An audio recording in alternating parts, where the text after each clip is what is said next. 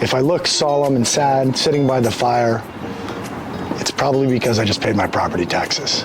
They are due and they are late December 10th. How is property tax assessed? Property tax is assessed by a ballot initiative called Proposition 13, which was passed in 1978. What Proposition 13 does is it standardizes how the assessor is going to assess property tax on your property. At a basic level, there's three ways. One, if you own property since 1975, your property tax is assessed at the fair market value of that property in 1975, trended 2% annually. It can't go more than 2% annually every year. If you're like everyone else, you are assessed at the time you buy your house, at the change in ownership. Now, there are some exempt transfers, and we can get into that in another video, but for the most part, in an arm's length transaction, when you buy your house, you are assessed the fair market value of the property because your property was on the market, and the assessor will generally accept that as the fair market value. Third, the assessor will reassess you when you remodel or scrape and build new construction. So if you're remodeling, the assessor will generally know that you're doing the permits. You will give a value for the remodel, and that will be tacked on to your change of ownership value, your purchase value. And let me give you one example. So we're sitting here in my backyard. Let's call this parcel A. The White House behind you, I bought in 2020 for $1.3 million. That is the fair market value of the house.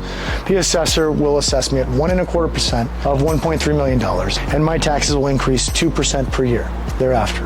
In 2022, I added this garage, and the garage has a value for the cost of doing the garage. And let's say that's $100,000. The assessor will add that $100,000 onto the fair market value assessment of my property, and that will be my new tax basis. If you are doing new construction, there's a different basis for valuation. They don't just assess you at the cost of the new construction. They assess you on the fair market value of the completed property. So as you can see here on parcel B, we're in a construction site. And let's just say, we're going to scrape this property, build a new 6,000 square foot house. Well, the assessor will come in, and it doesn't really matter what I paid to build the house. They're going to assess me on the fair market value of the new construction property when I get my certificate of occupancy. Prop 13 says we're going to reassess you at change of ownership, and then we're going to reassess you at new construction. Got your change of ownership value over here. We had a change of ownership value here in 2021 when I bought it. Now, let's say I scrape it in 2023 when it gets done, they will assess me upon the fair market value. And let's say I paid 1.4 for it, and let's say my construction was $2 million. That's $3.4 million. That won't be my tax basis because I'm a broker. I think the value of this house, if it's a 5,000 square foot new construction house, it's going to be $5 million. That's going to be the fair market value price. And they're going to look at comps in the area, and that's how they're going to determine it. What they say isn't necessarily final.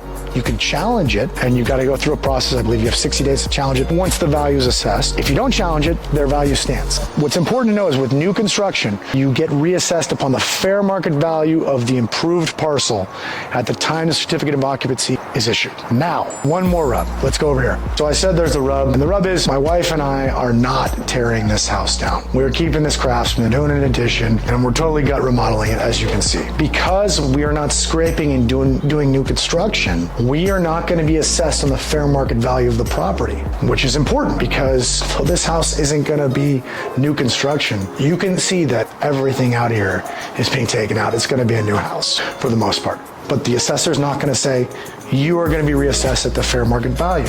So, assuming I know what I'm doing, assuming the cost of my construction, Gary, that's you, costs less than what the fair market value of this property will be, I will step into some equity for purposes of property tax. I think that the fair market value of this property will be $4 million when it's done, but I will have spent $3 million, and I will be assessed at $3 million. That is a $12,500 savings a year in perpetuity. And that's significant because if you do the math, let's say I live another 50 years, God willing, 38, that'll be $12,500 trended at 2% times 50.